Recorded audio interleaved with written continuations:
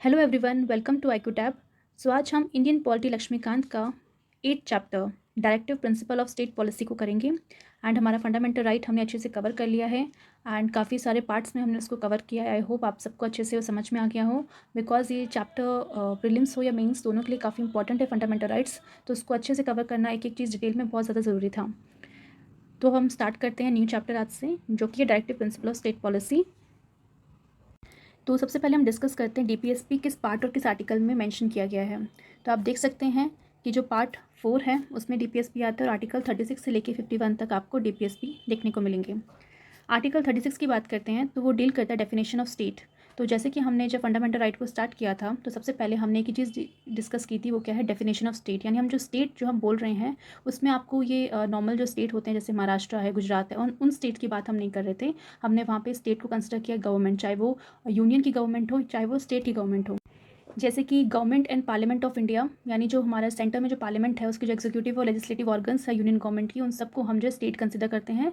साथ साथ government and legislature जो है स्टेट का, यानी स्टेट के जो एग्जीक्यूटिव और लेजिस्लेटिव ऑर्गन्स है उसको भी हम स्टेट कंसिडर करेंगे। इसके अलावा जितनी भी लोकल अथॉरिटीज़ हैं जैसे कि म्यूनसिपालिटीज़ हैं एंड आपका पंचायत है, डिस्ट्रिक्ट बोर्ड है, इंप्रूवमेंट ट्रस्ट है, इन सबको भी स्टेट कंसिडर किया जाता है। इसके अलावा जो भी अदर अथॉरिटीज़ होगी जो कि स्टैट्यूटरी या फिर नॉन स्टैट्यूटरी हैं जैसे LIC, ONGC, सेल, इन सबको भी स्टेट ही कंसिडर किया जाता है। इसके अलावा हमने ये भी देखा था कि किस तरह सुप्रीम कोर्ट ने इवन अ प्राइवेट बॉडी या फिर कोई भी एक ऐसी एजेंसी जो वर्क कर रही है स्टेट के अंदर या फिर स्टेट के अंदर फॉल करती है उसको भी स्टेट के डेफिनेशन के अंदर रखा जाएगा। तो ये सारी जो डेफिनेशन हमने स्टेट की फंडामेंटल राइट में देखी थी वही डेफिनेशन जो है आपको डीपीएसपी में भी देखने को मिलेगी। यानी जब भी डीपीएसपी में आप कोई वर्ड देखेंगे स्टेट, तो आप समझ जाना कि वो स्टेट किस चीज़ के लिए यूज़ किया गया है। नेक्स्ट हम देखते हैं आर्टिकल नंबर 37, जो कि डील करता है with the nature and significance of directive principles. यानी जो भी डायरेक्टिव प्रिंसिपल्स आपको दिए गए हैं उनका नेचर क्या है, क्यों सिग्निफिकेंट है सबके लिए, वो सारी चीज़ें आपको आर्टिकल 37 में देखने को मिलेंगी। नेक्स्ट हम देखते हैं कि जो हमारे कॉन्स्टिट्यूशन मेकर्स थे उन्होंने जो है इस चीज़ को, तो उन्होंने जो डायरेक्टिव प्रिंसिपल्स है उसको बोरो किया है। मतलब जो आइडिया है कि हमारे कॉन्स्टिट्यूशन में भी डायरेक्टिव प्रिंसिपल्स होने चाहिए, वो ओरिजिनली आप देख सकते हो वो एरिस कॉन्स्टिट्यूशन से हमने बोरो किया था 1937। यानी उस टाइम पे जब एरिस कॉन्स्टिट्यूशन बना था तो जो आइडिया था कि हमारे कंट्री में भी हमारे कॉन्स्टिट्यूशन के अंदर भी एक डायरेक्टिव प्रिंसिपल्स होना चाहिए, ताकि उन प्रिंसिपल्स को है जो स्टेट बेसिकली फॉलो करे। ठीक है, जो भी स्टेट हमने बताए हैं तो वो स्टेट जो इन प्रिंसिपल्स को फॉलो करे और उनसे रिलेटेड जो है पॉलिसीज़ को बनाए लोगों के लिए। तो हम देख सकते हैं एरिश कॉन्स्टिट्यूशन ने भी उसको कहाँ से लिया था, स्पेनिश कॉन्स्टिट्यूशन से। यानी हम कह सकते हैं ओरिजिनली स्पेनिश कॉन्स्टिट्यूशन में देखने को मिलता है डीपीएसपी, फिर स्पेनिश से जो एरिश जो आइलैंड था उन्होंने अपने कॉन्स्टिट्यूशन में डाला एरिस कॉन्स्टिट्यूशन में, एंड फाइनली जो है हमने एरिस कॉन्स्टिट्यूशन से उस आइडिया को बोरो किया।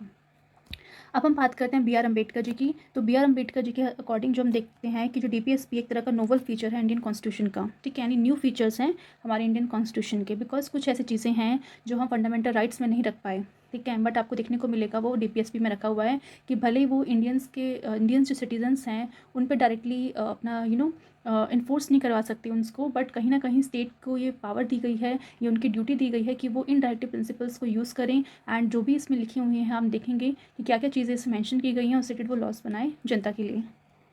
इसके साथ साथ जो डीपीएसपी और फंडामेंटल राइट है, क्योंकि वो कंटेन करते हैं फिलोसफी ऑफ द कॉन्स्टिट्यूशन, यानी हमारी कॉन्स्टिट्यूशन की फिलोसफी जो है आपको डीपीएसपी और फंडामेंटल राइट में देखने को मिलेगी, इसलिए इसको सोल ऑफ द कॉन्स्टिट्यूशन भी कहा जाता है। यानी कॉन्स्टिट्यूशन की जो आत्मा है वो हमारी डीपीएसपी और फंडामेंटल राइट्स हैं। अब हम बात करते हैं ग्रेविन ऑस्टिन की।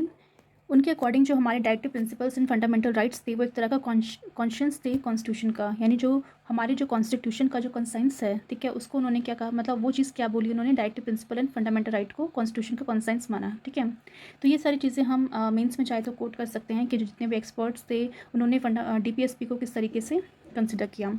अब हम देखते हैं क्या क्या फीचर्स है डीपीएसपी के। तो सबसे पहला जो फीचर है वो कहता है कि जो डायरेक्टिव प्रिंसिपल है वो डिनोट करते हैं ideas state that the state should keep in mind while formulating policies and enacting laws. यानी जो भी हमारा स्टेट है, चाहे इसके अंदर गवर्नमेंट आ जाए या फिर अदर लोकल अथॉरिटीज़ आ जाए, तो उसको स्टेट यहाँ पे कंसिडर किया जा रहा है। ठीक है, तो ये जो स्टेट है अगर कोई भी लॉज बनाएगी या फिर कोई भी पॉलिसीज़ बनाएगी तो वो सारे आइडियाज़ जो हमारे डीपीएसपी में लिखे हैं उसको ध्यान में रखकर लॉज या पॉलिसीज़ बनाने पड़ेंगे। ठीक है, तो ये एक तरह का कॉन्स्टिट्यूशनल इंस्ट्रक्शंस है, कह सकते हैं रिकमेंडेशन है स्टेट को कि अगर वो कोई भी ऐसे मैटर्स जो लेजिस्लेशन से रिलेटेड हो, एग्जीक्यूटिव से रिलेटेड हो, एडमिनिस्ट्रेटिव से रिलेटेड हो, तो उन सब चीज़ों को डील करने के लिए वो इन आइडियाज़ को यूज़ करेंगी। अब हम बात करते हैं आर्टिकल 36 जो हमने पहले भी डिस्कस किया है कि यहाँ पे जो स्टेट वर्ड लिखा हुआ है पार्ट 4 में, तो उसका सेम मीनिंग है जो हमने पार्ट 3 में डील किया था फंडामेंटल राइट्स से, जैसे अभी हमने देख लिया। इसके अंदर सारे के सारे लेजिस्लेटिव हो या एग्जीक्यूटिव ऑर्गन हो, सेंटर या स्टेट गवर्नमेंट का, या फिर लोकल अथॉरिटीज़ हो या फिर पब्लिक अथॉरिटीज़ हो, वो सारी चीज़ें जो हमारे स्टेट के अंदर कंसिडर की जाती हैं। अब हम सेकेंड फीचर्स देखते हैं। तो ये बोलता है कि जो डायरेक्टिव प्रिंसिपल है वो एक तरह से रिजेंबल्स करते हैं इंस्ट्रूमेंट ऑफ इंस्ट्रक्शंस जो कि लिखे हुए हैं गवर्नमेंट ऑफ इंडिया एक्ट 1935 में, ठीक है। और doctor B are Ambedkar ji का भी कहना है कि जो हमारे डीपीएसपी हैं वो एक तरह से इंस्ट्रूमेंट ऑफ इंस्ट्रक्शंस की तरह है। हुआ ये था जब हमारे कंट्री में जब ब्रिटिशर्स रूल किया करते थे, तो क्योंकि हम जानते हैं सेंटर पे आप देखेंगे गवर्नर जनरल ऑफ इंडिया थे, एंड डिफरेंट प्रेसिडेंसीज़ में गवर्नर जनरल हुआ करते थे जो वहाँ की प्रेसिडेंसीज़ को संभालते थे और काम करते थे। तो ब्रिटिश गवर्नमेंट क्या करती थी कि एक इंस्ट्रूमेंट ऑफ इंस्ट्रक्शंस लेके आती थी जिससे उन गवर्नर्स को फॉलो करना पड़ता था, एक तरह का डायरेक्शंस दिया करती थी ब्रिटिश गवर्नमेंट कि आपको जब इंडिया में रूल करना है या फिर काम करना है तो इन इंस्ट्रक्शंस को फॉलो करना है। और वो सारी की सारी इंस्ट्रक्शंस हम देख सकते हैं गवर्नमेंट ऑफ इंडिया 1935 में लिखी हुई हैं। तो हम कह सकते हैं कि जिस तरह ब्रिटिश गवर्नमेंट उन इंस्ट्रूमेंट ऑफ इंस्ट्रक्शंस को जो कि गवर्नर्स को दिया जाता था, उसी तरह से जो हमारा डीपीएसपी है उसमें जो इंस्ट्रक्शंस लिखी हुई हैं वो हमारे स्टेट को फॉलो करना है जब भी वो कोई लॉ बनाए या फिर कोई भी पॉलिसी बनाए सिटीजन्स के लिए। बट हम देखते हैं कि जो उस समय जो इंस्ट्रूमेंट ऑफ इंस्ट्रक्शंस थे और जो हमारे डीपीएसपी है उसमें सिर्फ एक ही डिफरेंस है कि हमारे जो इंस्ट्रक्शंस है वो लेजिस्लेटिव एंड एग्जीक्यूटिव है, ठीक है। अब हम बात करते हैं सेकंड फीचर का जो कहता है कि डायरेक्टिव प्रिंसिपल्स जो है एक तरह का comprehensive economic, social and political programme है एक मॉडर्न डेमोक्रेटिक स्टेट के लिए। यानी अगर हम चाहते हैं अपनी कंट्री को एक मॉडर्न डेमोक्रेटिक स्टेट बनाना तो हमें कुछ ऐसे इकोनॉमिक प्रोग्राम्स लाने पड़ेंगे, सोशल प्रोग्राम्स लाने पड़ेंगे, पॉलिटिकल प्रोग्राम्स लाने पड़ेंगे, ठीक है, ताकि हमारी जो कंट्री है उसको डेमोक्रेटिक बना सकें, ठीक है। तो वो सारे प्रोग्राम्स जो लाने का जो काम है वो हमारे स्टेट को दिया गया है कि वो उन सब चीज़ों के ऊपर, उन सब मैटर्स के ऊपर लॉ बनाएं जिससे हमारा इकोनॉमिक, सोशल, पॉलिटिकल डेवलपमेंट हो सके कंट्री का। अब हम देखते हैं इस डीपीएसपी का एम है रियलाइज़ करवाना कि high ideals of justice, liberty, equality and fraternity as outline preamble of the constitution, कि हमारे जो प्रियम्बल है कॉन्स्टिट्यूशन का उसने जो जस्टिस, लिबर्टी, इक्वालिटी, फर्टर्निटी की बात की है वो कैसे आएगी, क्योंकि प्रियम्बल में तो ये चीज़ें लिख दी गई हैं। क्योंकि ये कॉन्स्टिट्यूशन में प्रियम्बल में लिख दी गई हैं तो इसे इंप्लीमेंट करने का जो मेन काम है वो हमारी स्टेट का है, चाहे वो गवर्नमेंट हो या फिर अदर अथॉरिटीज़ हो, उनका काम है ये।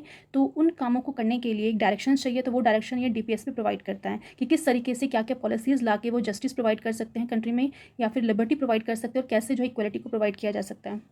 इसकी बात करें तो हमारा जो डीपीएसपी एक तरह का वेलफेयर स्टेट बनाने की बात करता है, यानी ऐसा स्टेट जहाँ पे वेलफेयर, लोगों के लिए काम किया जाना चाहिए, ठीक है, बट एक पुलिस स्टेट नहीं, ठीक है। तो दोनों में आपको देख सकते हैं डिफरेंस देखने को मिलता है, बिकॉज पुलिस स्टेट जो है आपकी कॉलोनियल एरा के टाइम पे आपको देखने को मिलता था, जहाँ पे आप देख सकते हैं कि इनका काम था इस्टेब्लिश करना economic and social democracy in the country, ठीक है। अब पुलिस स्टेट बेसिकली क्या है, पुलिस स्टेट बेसिकली एक ऐसा स्टेट होता है जहाँ पे सिर्फ उनका काम जो होता है लॉ एंड ऑर्डर को मेंटेन करना होता है। मतलब एक ऐसा स्टेट जहाँ की गवर्नमेंट जो है सिर्फ फोकस करती है कि लॉ एंड ऑर्डर को मेंटेन किया जाना चाहिए और कंट्री का डिफेंस होना चाहिए कोई भी एक्सटर्नल एग्रेशन से, यानी कोई भी उस कंट्री के ऊपर अटैक करता है तो उसकी गवर्नमेंट का मेन फोकस होना चाहिए उस कंट्री को डिफेंस करने का, ठीक है। बट और अदर चीज़ें जो होती है जैसे कि हम वहाँ के जो सिटीजन्स हैं उन्हें क्या क्या राइट्स मिलने चाहिए, या फिर उनको कुछ प्रोवाइड करना है, कुछ लिबर्टी देनी है, कुछ इक्वालिटी देनी है, उससे रिलेटेड वो कोई काम वहाँ पे पुलिस स्टेट में नहीं किया जा सकता। और ये सारी चीज़ें जो थी 19th सेंचुरी में बेसिकली देखने को मिलती थी, जब इंडिविजुअलिज्म या फिर लेजिस फेयर जैसी चीज़ें होती थी, जहाँ पे जो स्टेट है, पुलिस स्टेट में जो स्टेट गवर्नमेंट होती थी उनका बेसिकली कोई कर्तव्य नहीं होता था इसके प्रति कि वो लोगों के लिए कुछ काम करे या फिर उनके लिए कुछ ऐसे लॉज लेके आएँ, कुछ ऐसी पॉलिसीज़ लेके आएँ जिससे उनकी इक्वालिटी, उनकी फ्रेटर्निटी, उनका लिबर्टी पे काम किया जाए। बट मेन काम जो होता था पुलिस स्टेट में सिर्फ ये होता था कि कैसे हमें अपनी कंट्री में लॉ एंड ऑर्डर बना के रखना है और कैसे अपनी कंट्री को डिफेंस करना है, बस। लोगों के प्रति कोई जिम्मेदारी जो थी उस समय गवर्नमेंट की नहीं होती थी। नेक्स्ट फीचर है कि जो हमारे डीपीएसपी है उनको नॉन जस्टिशिएबल कहा गया है, यानी कि अगर कोई भी पर्सन जो है इसके तहत जो है स्टेट मतलब सुप्रीम कोर्ट के पास नहीं जा सकते, ये कह के कि उनका जो डीपीएसपी में जो भी राइट्स दे रखे हैं वो उनको इम्प्लीमेंट करना है, यानी कि ये नॉन लीगली इन्फोर्सेबल होते हैं by the court and there for their violation. यानी कि जो भी डीपीएसपी में लिखा हुआ है अगर वो वायलेशन हो रहा है उसका, यानी गवर्नमेंट अगर कोई काम नहीं कर रही है उससे रिलेटेड उसे इम्प्लीमेंट करने के लिए, तो कोई भी पर्सन जो है कोर्ट पे नहीं जा सकता ये कह के कि पर्टिकुलर डीपीएसपी को इम्प्लीमेंट नहीं किया जा रहा है गवर्नमेंट के द्वारा, ठीक है। तो ये चीज़ यहाँ पे भी लिखी हुई है कि गवर्नमेंट यानी कि state, centre, state and local, तो जितनी भी गवर्नमेंट है उसको आप कंपेल नहीं कर सकते, यानी फोर्स नहीं कर सकते कि वो इम्प्लीमेंट करे इन डीपीएसपीज़ को, ठीक है। बट क्योंकि हमारे कॉन्स्टिट्यूशन में यानी आर्टिकल 37 इंसिस्ट है कि जो प्रिंसिपल्स है वो फंडामेंटल है, मतलब ऐसा नहीं है कि भले ही ये नॉन जस्टिसेबल हो तो हमारी गवर्नमेंट का कोई रोल प्ले नहीं होता कि इसको इम्प्लीमेंट करे, ठीक है। ऐसा कुछ नहीं है, बिकॉज ये जो प्रिंसिपल्स है फंडामेंटल है इन गवर्नेंस के लिए, यानी अगर आपको अच्छे से गवर्नेंस करना है कंट्री के अंदर तो आपको इन प्रिंसिपल्स को फॉलो करने ही पड़ेंगे, ठीक है। एंड ये एक तरह की ड्यूटी है स्टेट की कि वो इन प्रिंसिपल्स को फॉलो करे और उन पर लॉज बनाए, ठीक है। पर कहीं ना कहीं हम देखते हैं कि जब भी गवर्नमेंट इलेक्शन में खड़ी होती है तो उनका एक मैनिफेस्टो होता है जहाँ पे वो आपको बताती है कि वो किन किन चीज़ों के ऊपर लॉ लेके आएंगे। अगर मान लो गरीबी को हटाना है तो ये पर्टिकुलर चीज़ पे वो काम करेंगे, अगर मान लो घर बनाना है गरीबों के लिए तो वो इस पर्टिकुलर चीज़ पे काम करेंगे। तो ये सारी चीज़ें कहाँ पे लिखी हुई हैं? तो ये हमारे डीपीएसपी में ही लिखी हुई हैं कि आप लोगों को एक सेफ़ शेल्टर दो, उनको अच्छा रहने की जगह दो, उनके लिए सेफ़ वाटर होना चाहिए, उनके लिए एम्प्लॉयमेंट होना चाहिए। तो ये सारी बातें हमारे खुद डीपीएसपी में लिखी हुई हैं जिससे स्टेट को फॉलो करना ज़रूरी भी है, ठीक है। और कह सकते हैं कि जो गवर्नमेंट होती है, क्योंकि उन्हें इलेक्शन में जीतना है, वोट तो लेना ही है, तो इनके ऊपर कानून बनाना, लॉज बनाना गवर्नमेंट के लिए सबसे ज़्यादा महत्वपूर्ण हो जाता है, ठीक है। बिकॉज अगर वो इन चीज़ों को इम्प्लीमेंट नहीं करेंगे तो लोग उन्हें वोट नहीं देंगे। तो वोटिंग बैंक के चक्कर में भी जो है गवर्नमेंट एक तरह से बाइंड हो जाती है कि उन्हें इन डीपीएसपी को फॉलो करना पड़ता है और जो भी चीज़ें इसमें लिखी हुई हैं ताकि लोगों को एम्प्लॉयमेंट देने की बात हो, या फिर किस तरीके से हम देखेंगे आगे चल के कि कौन कौन से डीपीएसपी में प्रोविजंस दिए गए हैं, उनको लागू करने के लिए जो है गवर्नमेंट को काम करना ही पड़ता है, ठीक है। तो साथ साथ हम देख सकते हैं कि ये नॉन जस्टिसेबल है नेचर में, ठीक है। और ये हेल्प करेगा कोर्ट को एग्जामिन करने में एंड डिटरमाइन करने में constitutional validity of a law. यानी अगर मान लो गवर्नमेंट अगर इस डीपीएसपी के तहत कोई लॉ लेके आ रही है तो वो कितना कॉन्स्टिट्यूशनल वाइज करेक्ट है नहीं है उसको भी हेल्प करने में मदद करता है, किसकी? कोर्ट की। यानी कि हमने जिस तरह से डिस्कस किया था फंडामेंटल राइट में कि जब आर्टिकल 31C के तहत गवर्नमेंट को ये बेसिकली पावर मिलती है कि कुछ ऐसी डीपीएसपी हैं, जैसे हम देख सकते हैं आर्टिकल 39 क्लॉज बी या क्लॉज सी है, तो इन 39 क्लॉज बी और क्लॉज सी को, जो कि हमारा डीपीएसपी है, उसको इम्प्लीमेंट करने के लिए अगर हमारा फंडामेंटल राइट जो आप देख सकते हैं आर्टिकल 14 और 19 अगर वॉयलेट होता भी है तो भी हमारा जो सुप्रीम कोर्ट है उस पर्टिकुलर लॉ को अनकॉन्स्टिट्यूशनल नहीं कह सकता। तो यानी कोई भी लॉ अगर लाया जा रहा है गवर्नमेंट के द्वारा तो वो कितना कॉन्स्टिट्यूशनल वाइज सही है नहीं है उसको चेक करने के लिए जो कोर्ट हमारी डीपीएसपी को यूज़ करती है। यानी अगर मान लो डीपीएसपी में वो चीज़ लिखी हुई है कि स्टेट को ये काम करना है और स्टेट उस पर लॉ लिख के आ रही है तो कहीं ना कहीं कोर्ट जो है उस चीज़ के ऊपर अनकॉन्स्टिट्यूशनल या इसको वॉइड नहीं कह सकती, नल एंड वॉइड नहीं कर सकती। तो यहाँ पे हमने ये सारे फीचर्स को कवर कर लिया। अब हम जो मेन क्लासिफिकेशन है जहाँ पे हम देखेंगे कि डीपीएसपी को 3 क्लासिफिकेशन में डिवाइड किया गया है, तो वो चीज़ हम कवर करते हैं। तो हम देखेंगे क्लासिफिकेशन, यानी डीपीएसपी को जो है क्लासीफाई किया गया है 3 ब्रॉड कैटेगरीज में। पहला अगर हम देखते हैं तो वो सोशलिस्टिक प्रिंसिपल है, second Gandhian principle and third liberal intellectual principles. तो इन तीनों प्रिंसिपल्स को हम कवर करते हैं। सबसे पहले अगर बात करें सोशलिस्टिक प्रिंसिपल्स की, ठीक है, तो अगर हम देखें तो कंट्री या तो सोशलिस्ट को फॉलो करती है या फिर कैपिटलिस्ट को फॉलो करती है, ठीक है। कैपिटलिस्ट वो होता है जहाँ पे आपके जो रिच पीपल होते हैं या फिर प्राइवेट ओनरशिप होती है, कह सकते हैं ये रिसोर्सेज जो होते हैं वो प्राइवेट ओनर्स के पास होती है। बट अगर हम सोशलिस्ट कंट्री की बात करें तो वहाँ पे जो ओनरशिप होती है किसी भी रिसोर्सेज के ऊपर वो गवर्नमेंट की होती है, यानी स्टेट के अंदर कंट्रोल किया जाता है। और क्योंकि वो स्टेट के अंदर होती है तो उसे इक्वली डिस्ट्रीब्यूट किया जाता है स्टेट गवर्नमेंट के द्वारा, ठीक है। तो क्योंकि हमने इन प्रिंसिपल्स को, यानी जो सोशलिस्टिक प्रिंसिपल है उसे हमने अपनी डीपीएसपी में रखा है सो दैट कि हम अपनी कंट्री को एक डेमोक्रेटिक सोशलिस्ट स्टेट बना पाएँ। और इसका मेन एम ये था कि ये प्रोवाइड करेगा सोशल एंड इकोनॉमिकल जस्टिस, ठीक है, and set the part towards the welfare state. और मेन हमारा हमेशा टारगेट जो है डीपीएसपी का वो एक ही चीज़ रहने वाला है कि हमें वेलफेयर स्टेट चाहिए, एक ऐसा स्टेट जहाँ पे हर एक पर्सन की जो भी प्रॉब्लम्स है उन्हें सुना जा रहा है, उनके लिए काम किया जा रहा है, ठीक है, उनका वेलफेयर किया जा रहा है उन्हें, ताकि कोई भी प्रॉब्लम्स उन्हें ना फेस करनी पड़े। अगर कोई प्रॉब्लम आ भी रही है तो उसका सोल्यूशन निकाला जाए, उसके लिए लॉज बनाए जाएँ ताकि वो उन प्रॉब्लम्स से बेसिकली परेशान ना हो। तो ये सारी चीज़ें जो है हमारी सोशलिस्टिक प्रिंसिपल कहती हैं कि हम बेसिकली सोशल जस्टिस और इकोनॉमिक जस्टिस की बात करेंगे, ठीक है। सोशल जस्टिस कह सकते हैं कि अगर मान लो कुछ ऐसे सेक्शन ऑफ सोसाइटीज़ हैं हमारे कंट्री में थी जो काफ़ी ज़्यादा डिसएडवांटेज कैटेगरी में थी, यानी उनको इतना दबाया जाता था, उनको कह सकते हैं कास्ट के नाम पे कि आप नीची कास्ट हो, आप उठ नहीं सकते, आप बड़ी कास्ट मतलब कास्ट के सामने बैठ नहीं सकते, इतनी ज़्यादा कह सकते हैं इनइक्वालिटीज़ थी कि उनको बेसिकली ऊपर उठाने के लिए, उनको जस्टिस प्रोवाइड करने के लिए ये सोशलिस्टिक प्रिंसिपल्स जो है बेसिकली कुछ डायरेक्शंस देते हैं स्टेट को कि वो ऐसे लोगों के लिए जो वीकर सेक्शन है, जो वनरेबल सेक्शन है हमारी कंट्री के, उनको जस्टिस प्रोवाइड करें सोशली भी और इकोनॉमिकली। बिकॉज इकोनॉमिकली भी बहुत सी ऐसी चीज़ें हैं, इनइक्वालिटीज़ आपको देखने को मिलेंगी कि लोगों के पास जो वेल्थ में इनइक्वालिटीज़ काफ़ी ज़्यादा है। कुछ पर्सन हैं जो काफ़ी ज़्यादा रिच हैं और मेजॉरिटी ऑफ द पॉपुलेशन आप देखोगे कि वो अभी भी गरीब है। तो कैसे उनको ऊपर उठाया जाए, कैसे उनके हित के लिए काम किया जाए, तो वो सारी डायरेक्शंस जो है आपको सोशलिस्टिक प्रिंसिपल में देखने को मिलेगी। तो सबसे पहला हम आर्टिकल देखते हैं, आर्टिकल 38।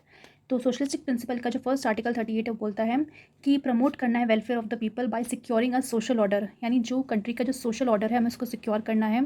कैसे सिक्योर कर सकते हैं हम? जस्टिस प्रोवाइड करके, चाहे वो सोशल हो, इकोनॉमिकल हो, पॉलिटिकल जस्टिस हो। तो अगर मान लो आज की डेट में अगर मान लो स्टेट गवर्नमेंट है या फिर कोई भी गवर्नमेंट है, अगर वो चाहती है कि हमें सोशल ऑर्डर को बेसिकली सिक्योर करना है, ठीक है, तो अगर वो सोचेगी कि ये चीज़ कहाँ मेंशन की गई है, कैसे करना है, तो डीपीएसपी पे आएगी और डीपीएसपी में उससे लिखा हुआ मिलेगा कि येस आपको सोशल ऑर्डर को सिक्योर करना है। उसके लिए आपको सोशल जस्टिस भी लोगों को प्रोवाइड करना है, इकोनॉमिक जस्टिस भी प्रोवाइड करना है, पॉलिटिकल जस्टिस भी प्रोवाइड करना है, ठीक है। ये तीनों चीज़ क्या है हमने ऑलरेडी प्रीवियस वीडियोज़ में अच्छे से कवर कर रखी हैं कि कैसे आप पॉलिटिकली लोगों को जस्टिस प्रोवाइड कर सकते हो, ठीक है। कि मतलब हर एक कोई भी सेक्शन ऑफ द पीपल क्यों ना उसे पॉलिटिकल ऑफिस में जाने को मिलेगा, इलेक्शंस में खड़े हो सकते हैं, वोट देने का अधिकार है। सोशल जस्टिस की उनके साथ कोई भी डिस्क्रिमिनेशन नहीं होगा, भले उनका रिलीजन, कास्ट वगैरह कुछ ना होना। इकोनॉमिक जस्टिस की मतलब उनकी जो वेल्थ है, हर मतलब बेसिकली वेल्थ में इनक्वालिटीज़ देखने को नहीं मिलनी चाहिए। तो ये सारे जस्टिस की बात जो है हमारे डीपीएसपी करता है। तो अगर मान लो कल को इस तरह की चीज़ें इंप्लीमेंट भी करनी हुई तो स्टेट गवर्नमेंट या फिर जो सेंट्रल गवर्नमेंट है वो इससे हेल्प लेकर जो है चीज़ें लॉज बना सकती हैं। अब जो सेकंड प्रोविज़न है आर्टिकल 38 का, जो बात करता है मिनिमाइज करना inequality in income, status and facilities and opportunities. तो ये पर्टिकुलर जो क्लॉज है आप देख सकते हो 44th कॉन्स्टिट्यूशन अमेंडमेंट एक्ट 1978 के तहत ऐड किया गया था, ठीक है। तो पूरा का पूरा आर्टिकल 38 को नहीं ऐड किया गया था, सिर्फ ये सेकंड क्लॉज जो है आर्टिकल 38 का, जो बात करता है कि किस तरीके से हमें इनइक्वालिटीज़ जो है इनकम में, स्टेटस में, फैसिलिटीज़ में, अपॉर्चुनिटीज़ में, इनको मिनिमाइज़ करना है। ये 1978 में एक अमेंडमेंट करके इसको ऐड किया गया था। बिकॉज उस टाइम देखने को मिल रहा था कि काफ़ी सारी इनइक्वालिटीज़ हैं, और क्योंकि इनइक्वालिटीज़ हैं, चाहे वो इनकम के बेसिस पे हो, स्टेटस के बेसिस पे हो, उसको कम करना ज़रूरी है। बिकॉज अगर हम उसे कम नहीं करेंगे तो जो हमारा प्रियम्बल जिस तरीके से बात करता है कि हमें इक्वालिटी मेंटेन करनी है, तो वो इक्वालिटी नहीं आ पाएगी। तो इक्वालिटी को अगर लाना है, उस चीज़ को इंप्लीमेंट करना है, तो इसको इन इनइक्वालिटीज़ को बेसिकली जो इनकम स्टेटस में देखने को मिलती है उनको हमें कम करना ही पड़ेगा। बट जैसे कि हमने पहले भी बात की है कि इनइक्वालिटीज़ को कम करने का ये मतलब नहीं है कि आप अमीरों के जो पैसे हैं, उनकी जो प्रॉपर्टी है, उनका जो बिज़नेस है, आप गरीबों को उठा के दे दो, नहीं। गवर्नमेंट कुछ ऐसी लॉज बना सकती हैं, कुछ ऐसी पॉलिसीज़ बना सकती हैं जहाँ पे वो अलग से कुछ पैसे जो हैं सब्सिडी के फॉर्म में या फिर लोगों के खाते में जमा कर सकते हैं। ऐसे हम देखा है कि बहुत से जो है लॉज या फिर पॉलिसीज़ लेके आती है गवर्नमेंट, जहाँ पे चाहे वो वुमेन हो, मंथली उनके अकाउंट में 1000 रुपये डाल दिए जाते हैं, सो दैट वो अपने खर्चा के लिए थोड़ा बहुत निकाल सके। इस तरह जो फार्मर्स हैं, फार्मर्स को भी जो है आप देखोगे पूरे साल भर में कुछ 6000 रुपीज़ देने की बात जो है गवर्नमेंट ने की थी, जिसके कारण मतलब जिसकी हेल्प से वो है फार्मर्स बीज लेने में या फिर अपने फसल को अच्छा पैदा करने में या फिर उसको बेचने में जो है उन पैसों को यूज़ कर सकते हैं। तो ये सारी चीज़ें जो है गवर्नमेंट करती है, क्यों कर पाती है? बिकॉज कहीं ना कहीं जो वो अमीर लोग हैं, जितना कमाते हैं उनसे टैक्स लिया जाता है, कई बार तो सेस भी लिया जाता है, और उन टैक्सेस के पैसों को जो है गवर्नमेंट जो है उन लोगों के लिए यूज़ करती है, सो दैट ये जो इनइक्वालिटीज़ है उनको कम किया जा सके। बिकॉज ये एक तरीका है इनइक्वालिटीज़ को कम करने का। ये नहीं कह सकते कि आप सारी की सारी जो प्रॉपर्टीज़ है रिच लोगों की वो आप गरीबों को उठा के दे दो, नहीं। गवर्नमेंट को बेसिकली ट्राई करना है कि किसी भी तरह से उनका जो स्टेटस है उनको उठाना है, ठीक है। ऐसी पॉलिसीज़ बनानी है। अगर नहीं बन पा रही तो उनसे बेसिकली एजुकेशन सिस्टम को हमें अच्छा करना। बिकॉज अगर एजुकेशन सिस्टम आज की डेट में अगर हर एक गांव तक पहुंच पाएगा तो लोग एजुकेटली बेसिकली अपने आप को एम्पावर कर पाएंगे, और अगर एजुकेशन अच्छी होगी तो उन्हें बेसिकली वो छोटे छोटे काम नहीं करना पड़ेगा, ठीक है। वो भी अपना बिजनेस कर पाएंगे और अच्छे से जो भी स्किल जॉब है वहाँ पे अपना एम्प्लॉयमेंट ले पाएंगे, और इस तरीके से जो इनइक्वालिटीज़ को कम किया जा सकता है। ये एक परमानेंट तरीका है बेसिकली एजुकेशन सिस्टम को इम्प्रूव करने का, कि गवर्नमेंट सब्सिडी के थ्रू जो भी पैसा दे रही हैं वो तो चलो ठीक है, बट अगर हमें लॉन्ग टर्म अगर कोई पॉलिसी बनानी है इसको ख़त्म करने के लिए, वो एक ही तरीका हो सकता है कि हम अपनी एजुकेशन सिस्टम को इतना ज़्यादा अच्छा बना दें कि हर एक घर के जो लोग हैं, ताकि हर एक घर का जो बच्चा है वो उस एजुकेशन सिस्टम का पार्ट बने, ठीक है। जैसे कि हम देखते हैं बहुत से बच्चे ड्रॉप आउट कर जाते हैं। अभी कोरोना के टाइम में भी बहुत से लोगों ने जो है अपने स्कूल्स को छोड़ दिया है, तो वो सब चीज़ें नहीं होनी चाहिए। बिकॉज अगर वो सब चीज़ें होंगी तो गवर्नमेंट के लिए काफ़ी डिफिकल्ट हो जाएगा इनकम इनक्वालिटीज़ को मिनिमाइज़ करना। बिकॉज अगर बच्चा खुद से ही नहीं चाहेगा कि उसको स्टेटस को इम्प्रूव करना, वो वही काम करता रहेगा जिसके थ्रू उसके पैसा कम मिलता है, तो कैसे गवर्नमेंट हेल्प कर पाएगी, ठीक है। शॉर्ट टर्म के लिए गवर्नमेंट भले ही उनके अकाउंट में पैसे डाल सकती है, बट लॉन्ग टाइम तक ऐसा करना बिल्कुल ठीक नहीं होगा। अगर उनका स्टेटस बढ़ाना है, उनकी इनकम बढ़ानी है, तो यही कोशिश करनी है गवर्नमेंट को कि उनको अच्छे से अच्छा एजुकेशन प्रोवाइड किया जाए, और जो लोग ड्रॉप आउट करके जा रहे हैं उन्हें किसी भी तरीके से एजुकेशन सिस्टम में वापस लेके आए। बिकॉज जितनी अच्छी तरीके से एजुकेशन उनको मिलेगी उतना अच्छा वो जॉब जो है फ्यूचर में कर पाएंगे, और उससे जो है हमारी इंडिया की खुद की डेवलपमेंट होगी, इंडिया की जीडीपी बनेगी और खुद इंडिया जो है ग्रो करेगा। नेक्स्ट आर्टिकल है article number 39। Article number 39 basically बात करता है कि स्टेट को जो है सिक्योर करना है पहला the right to adequate means of livelihood for all the citizens, ठीक है। यानी जो भी देश के नागरिक हैं उनको एडिक्वेट मीन्स ऑफ लाइवलीहुड मिलना चाहिए। ऐसा लाइवलीहुड जो बेसिकली जिससे वो अपनी जो लाइफ है उसे अच्छे से जी सकें, ताकि जो उनकी जो डिग्निटी है, ठीक है, वो अच्छे से बेसिकली हो सके। ठीक है, कई बार हमने देखा है कि गवर्नमेंट है इसके लिए काफ़ी ज़्यादा लॉज बनाती है कि कैसे अगर मान लो कोई सिटीज़न है, उसको जॉब चाहिए, ठीक है, तो पर्टिकुलर एरिया में कोई जॉब निकालना, ठीक है, अगर मान लो कोई वर्कर्स है, वर्कर्स को किसी फैक्ट्री में काम करना है तो उससे रिलेटेड लॉज बनाना, तो ये सारी चीज़ें क्या शो करती है कि उनका जो पर्टिकुलर लाइवलीहुड है वो अच्छे से मेंटेन हो, ठीक है, ताकि उन्हें कोई प्रॉब्लम ना आए, वो अच्छे से शांति भरी ज़िंदगी जो है जी सकें। तो उस रिलेटेड लॉज भी हमारी गवर्नमेंट जो है आपको देखने को मिलेगा कि टाइम टू टाइम जो ऐसे लॉज लेके आती है। सेकंड है कि सिक्योर करना है equitable distribution of material resources of the community for the common good, यानी ऐसे मटेरियल रिसोर्सेज जो बेसिकली पूरी कम्युनिटी की है। यानी आप देख सकते हो अगर मान लो फॉरेस्ट है, फॉरेस्ट पूरी कम्युनिटी का, एक पर्टिकुलर पर्सन का नहीं है। अगर मान लो कल को कोई भी प्राइवेट कंपनी वाला अगर वहाँ पे आता है और उसको उस फॉरेस्ट से कुछ भी ऐसी चीज़ें चाहिए, जैसे मान लो उसे मेडिसिन बनानी है तो पर्टिकुलर प्लांट चाहिए, या फिर उसे कुछ लकड़ियाँ चाहिए किसी बिजनेस के लिए, तो वो क्या करेगा, उस पर्टिकुलर चीज़ को लेकर और पैसे देकर चले जाएगा। बट क्योंकि वो मटीरियल रिसोर्सेज पूरी कम्युनिटी का था, वो जंगल जो है पूरी कम्युनिटी का है, तो उसका जो बेनिफिट है वो हर एक पर्सन को मिलना चाहिए। ऐसा नहीं है कि कुछ ही लोग जो है उसकी ओनरशिप लें, कुछ ही लोग जो है उस मटेरियल रिसोर्सेज को कंट्रोल करें, ऐसा बिल्कुल नहीं होना चाहिए, बिकॉज वो एक कॉमन गुड है, वो सभी के लिए एप्लीकेबल है। ठीक है, और इससे रिलेटेड हम देखेंगे कि हमारी जो बेसिकली सरकार है, जब भी इस तरीके की जो जैसे हम देखेंगे जो ट्राइबल पीपल्स है, वो किस तरह से माइनर फॉरेस्ट प्रोड्यूस को जो है यूज़ करती है। ठीक है, और यूज़ करती है इस तरह से कि वो अपने लाइवलीहुड को चलाने के लिए वो उनको उससे जो भी सामान वो बना सकते हैं बनाते हैं, फिर उसे बेचते भी हैं। बिकॉज कहीं ना कहीं कुछ ऐसे रिसोर्सेज को फ़ायदा जो है गवर्नमेंट ने उन ट्राइबल्स को भी दे रखा है, बिकॉज वो ट्राइबल्स जो है उसी एरिया में रहते हैं, तो वो जो फॉरेस्ट है वो उनका भी बिलोंग करता है। ठीक है, कुछ ऐसे राइट्स हैं जो ट्राइबल्स को भी मिले हुए हैं कि वो उस फॉरेस्ट को यूज़ कर सकते हैं। इसलिए कुछ माइनर फॉरेस्ट प्रोड्यूस ऐसे हैं जिनको वो यूज़ करते हैं और ट्राइबल्स, और उससे अपनी लाइवलीहुड चलाते हैं, और जो भी पैसा मिलता है उससे अपने लिए यूज़ करते हैं। नेक्स्ट पॉइंट बोला है कि स्टेट को जो है सिक्योर करना है prevention of concentration of wealth and means of production, यानी जो भी वेल्थ एंड मीन्स का प्रोडक्शन है वो किसी पर्टिकुलर पे कंसंट्रेट नहीं होने देना है कि एक ही कंपनी है जो बहुत ज़्यादा कमा रही है, या फिर एक इंडिविजुअल है जो सबसे ज़्यादा कमा रहा है, प्रॉफिट गेन कर रहा है, और बाकी जो पूरी सोसाइटी है वो खाली बैठी हुई है। ऐसा बिल्कुल नहीं होना चाहिए। सबके लिए आपको कोशिश करनी है कि जो मीन्स ऑफ प्रोडक्शन है हर कोई इंडिविजुअल जो इसमें पार्ट बने, और हर किसी को जो है बेनिफिट मिलना चाहिए उस प्रोडक्शन का, उस वेल्थ का। ठीक है, यानी सबके लिए आप जॉब अपॉर्चुनिटीज़ लेके आओ। अगर मान लो गवर्नमेंट अगर देखें तो काफ़ी ज़्यादा आत्मनिर्भर के अंदर कितने सारी मैन्युफैक्चरिंग स्टार्टअप्स खोल रही हैं, इतने सारे स्टार्टअप्स बन रहे हैं, और इसमें कहीं ना कहीं गवर्नमेंट सपोर्ट भी कर रही है। बिकॉज अगर देखिए तो ये जो प्रिंसिपल है सोशलिस्टिक प्रिंसिपल, इसमें यही तो चीज़ लिखी हुई है कि आपको concentration of wealth and means of production आपको नहीं होने देना है, यानी हर एक पर्सन के लिए आपको अपॉर्चुनिटीज़ क्रिएट करनी है। तो ये काम किसका है, स्टेट गवर्नमेंट का है, जो कि वो आपको देखने को मिलेगा कि वो करते भी हैं। नेक्स्ट इसका पॉइंट है कि equal pay for equal work होना चाहिए मैन एंड वुमेन का, यानी कोई आदमी हो या औरत हो, अगर वो कुछ भी काम ऐसा है जो सेम कर रहे हैं, इक्वल वर्क कर रहे हैं, इक्वल घंटा उन्होंने अपना इन्वेस्ट किया उस पर्टिकुलर काम के लिए, तो उनको पे भी जो है इक्वल ही मिलनी चाहिए। आप ऐसे डिस्क्रिमिनेट नहीं कर सकते कि भाई ये तो आदमी है इसको ज़्यादा पैसे देना, और औरतें तो चलो इन्फीरियर होती हैं, इन्हें कम पैसे दो तो भी इनका काम चल जाएगा। नहीं, ऐसा बिल्कुल नहीं हो सकता। और इस पर्टिकुलर चीज़ से रिलेटेड भी आप देखोगे गवर्नमेंट ने लॉ बनाया है मिनिमम वेज करके, जहाँ पे गवर्नमेंट ने एक तरह का क्राइटेरिया सेट कर दिया है कि एक पर्टिकुलर मिनिमम वेज जो है बेसिकली जो सैलरी है फिक्स कर दी गई है, सो दैट इससे कम जो है कोई भी फैक्ट्री ओनर है या फिर कोई भी कंपनी है या फिर जहाँ पे भी जो लोग काम करते हैं उससे कम पैसा नहीं दे सकते। इतना मिनिमम सैलरी तो उन्हें एक दिन का जो भी उनकी दिहाड़ी होती है वो उन्हें देना ही देना है, ताकि उनके साथ कोई डिस्क्रिमिनेशन ना हो। तो हम कह सकते हैं सारे जो प्रिंसिपल्स यहाँ पे लिखे हुए हैं इनको गवर्नमेंट फॉलो भी करती है, और इससे रिलेटेड पर्टिकुलर लॉज हमको हमारे सोसाइटी में देखने को भी मिलते हैं। नेक्स्ट पॉइंट है प्रिजर्व करना है किसको, हेल्थ को and strength of the workers and children against the forcible abuse, यानी कोई भी वर्कर है या फिर कोई भी चिल्ड्रन है उनके साथ ये नहीं होना चाहिए उनको डायरेक्ट इतना ज़्यादा फोर्स कर दिया जाए कि आपको ये काम करना ही करना है। ठीक है, ऐसा कोई भी काम जहाँ पे उनकी हेल्थ को नुकसान हो रहा है, जहाँ पे उनके साथ कहीं गलत हो रहा है, तो ये चीज़ें नहीं होनी चाहिए सोसाइटी में। ठीक है, इससे रिलेटेड भी पर्टिकुलर लॉज को बनाने चाहिए, क्योंकि हम देखते हैं बहुत से ऐसे वर्कर्स ऐसे माइंस में काम करते हैं, कोयले की खदान हो गई जहाँ पे एकदम जान का खतरा बना रहता है।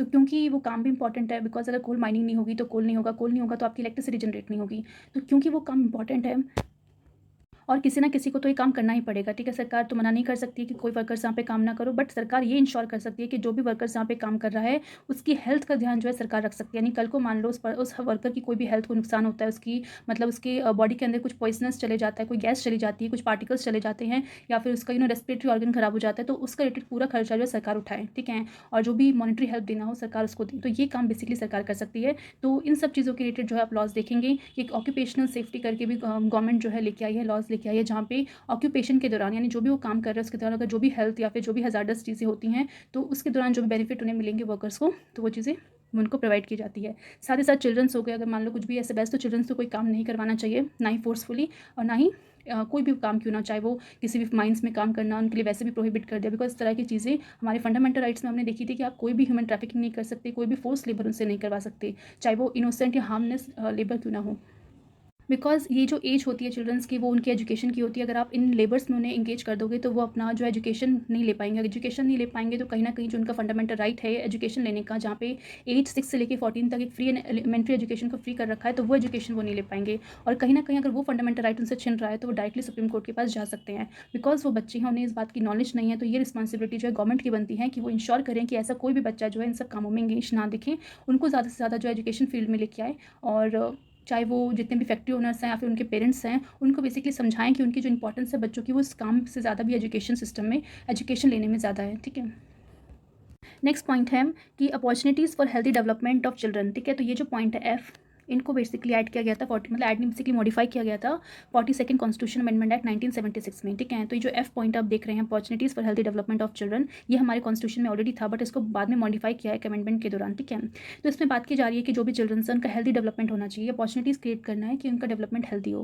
बिकॉज कई बार हमने देखा है कि बहुत से ऐसे चिल्ड्रंस होते हैं जो ऐसे कुछ काम में इंगेज होते हैं, इतना एक्सप्लॉयटेशन उनके उनके यूथ के फेज़ में इतना ज़्यादा एक्सप्लॉयटेशन वो झेल लेते हैं कि उनकी आगे की जो लाइफ है बहुत ज़्यादा ख़त्म सी हो जाती है। आप देख सकते हो कि बहुत से ऐसे अनाथ बच्चे होते हैं जिनके कोई पेरेंट्स नहीं है, उनको ऐसे अबैंडन छोड़ दिया जाता है, तो वो उस इलीगल एक्टिविटीज़ में एंगेज हो जाते हैं, क्योंकि उनका पूरा यूथ ख़राब हो जाता है, उनका जो यूथ फेस है वो ख़राब हो जाता है। तो आने वाले टाइम पे, यानी जब वो मैच्योर होंगे, जब वो एडल्ट हो जाएंगे, तो किस तरीके से अपने आप को सस्टेन कर पाएंगे उन्हें खुद नहीं पता होता।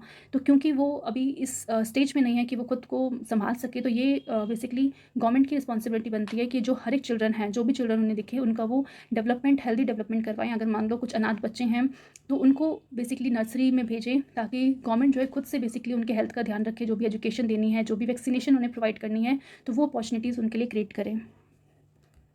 नेक्स्ट हमारा पॉइंट है आर्टिकल नंबर 39A।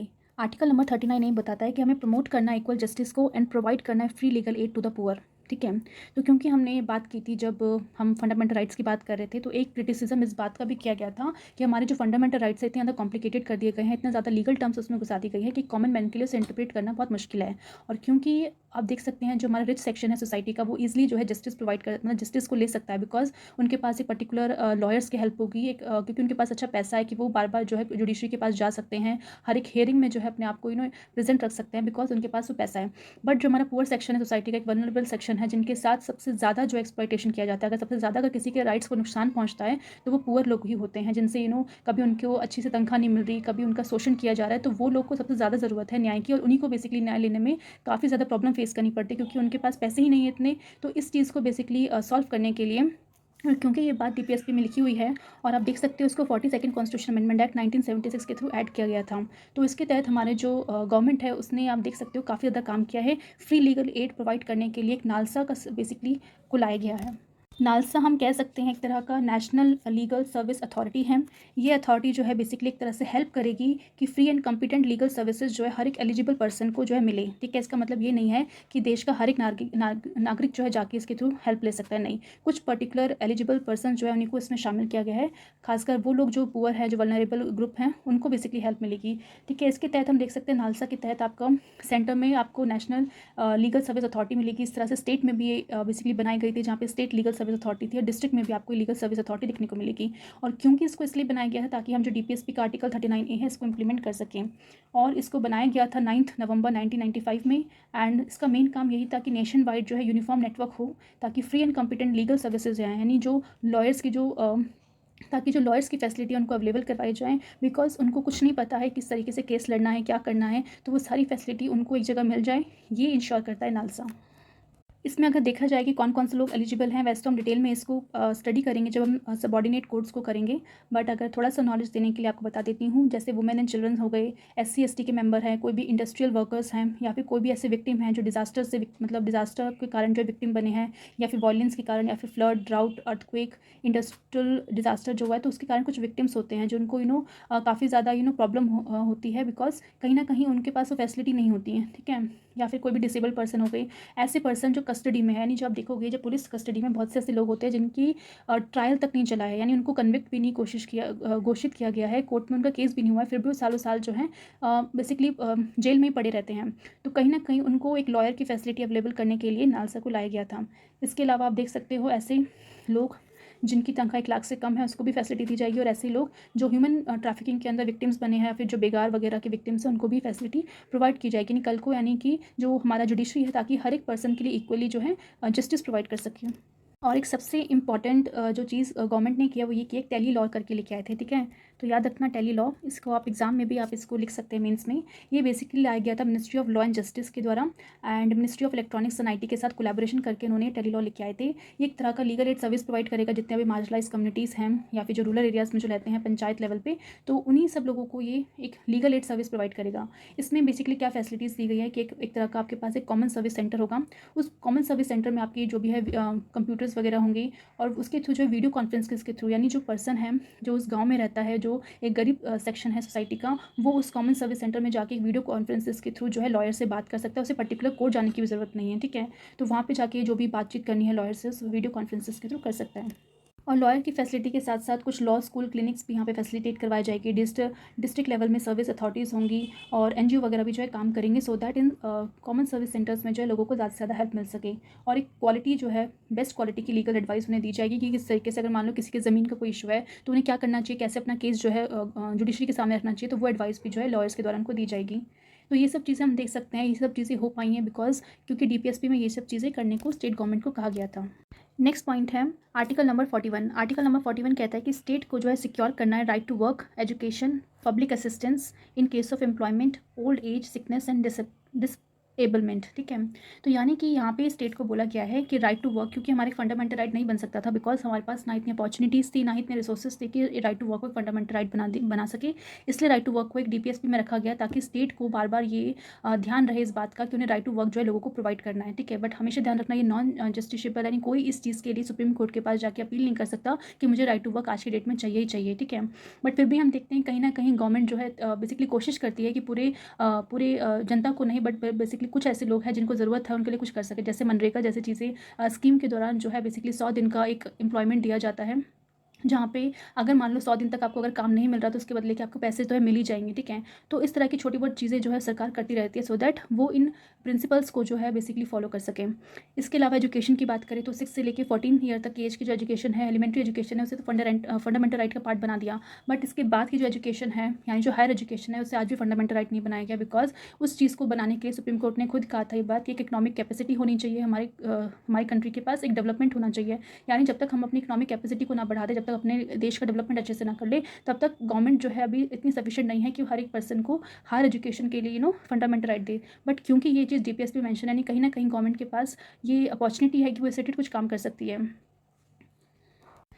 तो हम देखें अगर एजुकेशन के फील्ड में तो गवर्नमेंट जो है स्कॉलरशिप्स काफ़ी निकालती है। कुछ ऐसे प्रोग्राम्स होते हैं जहाँ पे गवर्नमेंट अगर कुछ ऐसे टैलेंटेड लोग हैं या फिर जो ऐसे बच्चे हैं जिनको सच में स्कॉलरशिप की ज़रूरत है वो उन स्कॉलरशिप को लेते भी है और उसके थ्रू जो है अगर अब्रॉड में चाहें तो वहाँ पे भी पढ़ लेते हैं। तो वो पैसा कहाँ से आता है स्कॉलरशिप का, वो सरकार देती है। तो सरकार ने फिर भी जो है अपने जितना लेवल हो सकता है उतना जो है सरकार ने अपनी तरफ से जो है काम किया है, ठीक है।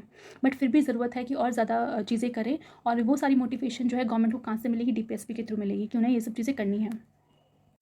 फिर हम बात करते हैं अनएम्प्लॉयमेंट की। तो अनएम्प्लॉयमेंट एक सबसे बड़ा टास्क जो है आज की डेट में यही है कि अनएम्प्लॉयमेंट को हम ख़त्म नहीं कर पा रहे। आज भी ऐसे लोग हैं, हमारी यूथ इतनी ज़्यादा पॉपुलेशन में है कि अगर उनको एम्प्लॉयमेंट नहीं दिया गया तो काफ़ी ज़्यादा प्रॉब्लम जो है गवर्नमेंट पे बन सकती है, मतलब एक तरह का बर्डन गवर्नमेंट पे पड़ सकता है, ठीक है। बिकॉज यूथ इतनी ज़्यादा पॉपुलेशन में अभी इस यूथ की जो टैलेंट है या फिर उसका जो बेसिकली वर्क फोर्स है उसको अगर सही डायरेक्शन में यूज़ नहीं किया गया गवर्नमेंट के द्वारा तो आगे जाके जब यही यूथ जो है ओल्ड एज में आएंगे तो एक गवर्नमेंट पे बर्डन बन सकता है। बिकॉज कहीं ना कहीं इस यूथ ने अगर अच्छा एम्प्लॉयमेंट अभी लिया होगा, एक अच्छा इनकम उन्होंने जनरेट किया होगा, तो आगे जाके जब वो ओल्ड होंगे तो वो पैसा जो है गवर्नमेंट उन पर खर्च कर सकते हैं। बट अगर उन्होंने कुछ कमाया ही नहीं है तो कैसे गवर्नमेंट जो है आगे जाके जब वो बूढ़े होंगे तो उन पर जो है कैसे खर्च कर पाएगी। तो ये सबसे बड़ी प्रॉब्लम है जिसलिए सबसे ज़्यादा जो इस बात पे क्रिटिसाइज़ किया जाता है गवर्नमेंट को यही है कि हर एक सरकार आती है हर साल वादा करती है कि कुछ ना कुछ एम्प्लॉयमेंट जनरेट करेंगे, अनएम्प्लॉयमेंट को पूरी तरह से ख़त्म कर देंगे। बट ये बात समझना बहुत ज़रूरी है बिकॉज अनएम्प्लॉयमेंट जैसी चीज़ें ख़त्म नहीं हो सकती, ठीक है। हाँ, आप हर एक पर्सन को अनएम्प्लॉयमेंट की राइट नहीं दे सकते कि आपका अनएम्प्लॉयमेंट जो ख़त्म ही हो जाएगा। बट इसका मतलब ये नहीं है कि गवर्नमेंट कोशिश नहीं कर सकती, उससे कोशिश करनी है। बिकॉज कहीं ना कहीं हम जानते हैं भले ही हमारे गवर्नमेंट ऑफिसेज या फिर गवर्नमेंट जॉब्स भले ही कम हैं बट हम देख रहे हैं सरकार उसके लिए जो है कितने सारे प्रोग्राम्स लेके आ रही है कि आप अपना स्टार्टअप खोलो, अपना बिजनेस सेटअप करो, ये करो, ठीक है। ये हेल्प जो है कोई भी लोन्स वगैरह की फैसिलिटी जो होगी गवर्नमेंट जो है प्रोवाइड करेगी। बट घुमा फिरा की बात एक ही चीज़ पे आ जाती है, बिकॉज अगर मान लो उन्हें स्टार्टअप खोलना भी है या फिर कुछ बिजनेस खोलना भी हो तो उनके पास एक पर्टिकुलर नॉलेज होनी चाहिए। जब तक वो नॉलेज उन पर सही तरीके से नहीं मिलेगी तो वो नहीं कर सकते। तो मेन फोकस देना चाहिए उनकी ट्रेनिंग में कि आप पर्सन जो भी ऐसे अनएम्प्लॉयड लोग हैं उनको पहले अच्छे से ट्रेनिंग प्रोवाइड करो, उनको उनके माइंड में क्या चल रहा है उस चीज़ को जानने की कोशिश करो कि क्या करना चाहते हैं। उस हिसाब से जिस फील्ड में टैलेंटेड है उसको उस फील्ड में बेसिकली कोशिश करनी चाहिए। गवर्नमेंट कुछ असिस्टेंस प्रोवाइड करे। फिर हम बात करते हैं ओल्ड एज की। तो जितने भी बेसिकली ओल्ड एज पीपल होते हैं, जब वो सिक होते हैं, बीमार होते हैं, फिर डिसेबल मैन होते हैं, तो उनके लिए गवर्नमेंट को क्या करना चाहिए, कुछ ऐसे लॉज बनाने चाहिए, पॉलिसीज़ बनानी चाहिए ताकि उनके लिए कुछ हेल्प मिल सके। जैसे कि हम जानते हैं पेंशन सिस्टम भी रखा हुआ है जहाँ पे पर्टिकुलरली गवर्नमेंट जो हर मंथ पेंशन देती है, सो दैट उनके जो भी दवाइयों का खर्चा है उस सब में आ जाए। ऐसे आप देखोगे बहुत सारे लॉज बना रखे हैं ताकि जो ओल्ड पीपल हैं वो इस एज में जब उन्होंने अपनी इकॉनमी में कुछ कंट्रीब्यूट नहीं कर सकते, बट थोड़ा बहुत जो है कंट्रीब्यूशन जो है सरकार उन पे करती है, जैसे उनकी दवाइयों का खर्चा निकल जाए। अगर मान लो वो इस पर्टिकुलर वल्नरेबल सेक्शन में अगर आते हैं तो उन्हें कोई ऑपरेशन करवाना, सबसे बेस्ट चीज़ जो है आयुष्मान भारत। देखिए आयुष्मान भारत से बेटर कुछ नहीं हो सकता कि जहाँ पे गवर्नमेंट ने बेसिकली बोला है किस तरीके से 5 लाख को बेसिकली एक अमाउंट रखी गई है ताकि हर एक पर्सन, यानी ऐसे लोग जो बेसिकली गरीब हैं उनके घर में से जो भी 5 लोग हैं उनका जो इलाज का खर्चा जो है सरकार उठाएगी। तो ये सारी जो स्कीम्स है गवर्नमेंट जो है लेके आती है, सो दैट ऐसे जो लोग हैं उनको जो है फैसिलिटी प्रोवाइड की जा सके, ठीक है। और हमें गवर्नमेंट को इस चीज़ की भी इंश्योर करना चाहिए, बिकॉज बहुत से ऐसी कंट्री है जहाँ पे यूनिवर्सल हेल्थ सिस्टम कर दिया गया है। मतलब हर एक पर्सन, चाहे वो अमीर हो गरीब हो, उन सबको एक हेल्थ इंश्योरेंस बेसिकली दिया जाता है ताकि अगर मान लो कुछ भी हो जाए तो उसका खर्चा पानी जो है सरकार उठाएगी। बट क्योंकि अभी हम जानते हैं कि इतनी कैपेसिटी इंडिया की नहीं है, क्योंकि इतना डेवलप्ड इंडिया नहीं हुआ है, बट कोशिश करने की जिस दिन भी इंडिया उस डेवलप कंट्री में आएगा उस दिन गवर्नमेंट की ड्यूटी बनेगी कि इन सब चीज़ों को अच्छे से इंप्लीमेंट कर सके, कि ऐसी चीज़ें जो यूनिवर्सल हेल्थ सिस्टम है जो हर कंट्री में भी है उस तरह से इंडिया में भी लाई जा सके, ठीक है। तो हम कह सकते हैं कि सारी चीज़ें जो मेंशन की गई है वो एकदम से इंप्लीमेंट करना बहुत मुश्किल है, बिकॉज इंडिया की इतनी कैपेसिटी नहीं है। फिर भी गवर्नमेंट को हर बार कोशिश करनी चाहिए कि थोड़ी बहुत चीज़ें जो है वो इंप्लीमेंट कर सके, ठीक है। नेक्स्ट पॉइंट है आर्टिकल नंबर 42। आर्टिकल नंबर 42 बात करता है to make provision for just and human condition of work and maternity leave. यानी अगर मान लो कोई भी कोई पर्सन अगर उस जगह पे काम करता है तो एक ह्यूमन कंडीशंस होनी चाहिए काम के दौरान। यानी कि अगर मान लो जितनी भी कंपनीज हैं आप देखोगे कुछ एक रूल्स एंड रेगुलेशंस है जो गवर्नमेंट बेसिकली प्रोवाइड करती है कि आपको अगर इतने लोग को हायर करना है तो ये चीज़ें, ये फैसिलिटी जो आपकी कंपनी में होनी चाहिए, ठीक है।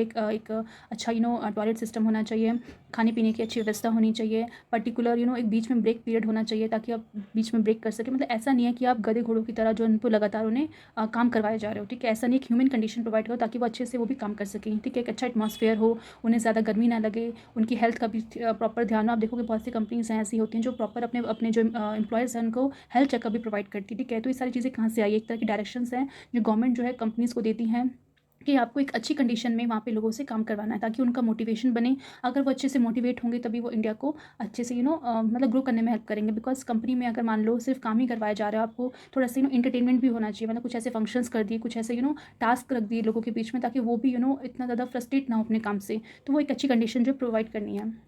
साथ ही साथ बोला है मैटरनिटी रिलीफ की, यानी कि जो वुमेंस होती हैं, बिकॉज वुमेंस जो है बहुत कम, वैसे तो आप जानते हो एम्प्लॉयमेंट का पार्ट बनती हैं। कुछ ऐसी वुमेंस होती हैं जो सिर्फ अपने घर को संभालने में ही अपना पूरा ध्यान लगाती हैं, बट वो लोग जो सच में काम करना चाहती हैं, बट इस बेसिस पे वो अपना काम ना छोड़े कि उनको बेसिकली अपने बच्चे को ब्रिंकिंग करने में उनको जो है प्रॉब्लम्स आई। तो इसके लिए उनको एक मैटरनिटी रिलीफ मिलना चाहिए। यानी जब वो प्रेग्नेंट हैं, जब वो डिलीवरी दे रही हैं, या फिर उसके जो भी पैदा होने के बाद जो 1-2 साल का टाइम होता है जहाँ पे सबसे ज़्यादा बेबी को जो है मदर की केयर की ज़रूरत होती है, तो उस टाइम पे मदर का जो भी न्यूट्रिशन है, बेबी का जो भी न्यूट्रिशन है, उस सब चीज़ों को संभालने के लिए मैटरनिटी रिलीफ की बहुत ज़्यादा ज़रूरत है, ठीक है। तो उससे रिलेटेड भी आप देखोगे पर्टिकुलर पॉलिसी लाई गई थी जहाँ पे करीबन आई थिंक 28 वीक्स या फिर कुछ, जो आप देख सकते हैं एक्चुअल फैक्चुअल डिटेल्स क्या है, तो उसमें आपको इतने वीक्स का जो है मतलब बेसिकली प्रोवाइड किया गया है मैटरनिटी लीव वुमेन को, ठीक है, ताकि वो अच्छे से जो है उस टाइम पे अपने बेबी का और खुद का ध्यान रख सके। और जो भी, और ये सिर्फ ऐसा नहीं है कि आपको गवर्नमेंट ऑफिस में देखने को मिलेगा, जितने भी प्राइवेट ऑफिस है वहाँ पे भी बेसिकली बोला गया है कि वहाँ पे काम करने वाली जितनी भी लेडीज़ हैं, जब भी वो चाहे मैटरनिटी लीव लेना उनको प्रोवाइड करना वहाँ की कंपलसरी है। इसका मतलब ये नहीं है कि उनको सैलरी नहीं दी जाएगी, तो सैलरी जो है वो भी उनको मिलती रहेगी, ठीक है। तो ये सारी फैसिलिटीज़ जो कि सोशलिस्टिक प्रिंसिपल्स में बोला गया है देने को, तो वो हम देख सकते हैं किस तरीके से हमारी सोसाइटी में गवर्नमेंट के द्वारा वो पॉलिसीज़ को इम्प्लीमेंट भी किया गया है। नेक्स्ट आर्टिकल है article number 43। Article number 43 basically बात करता है कि सिक्योर करना एक लिविंग वेज को, एक decent standard of life and social and culture opportunities for all the workers, ठीक है। तो सबसे पहले हमें ये जानने की ज़रूरत है एक लिविंग वेज और एक मिनिमम वेज में क्या डिफरेंस होता है।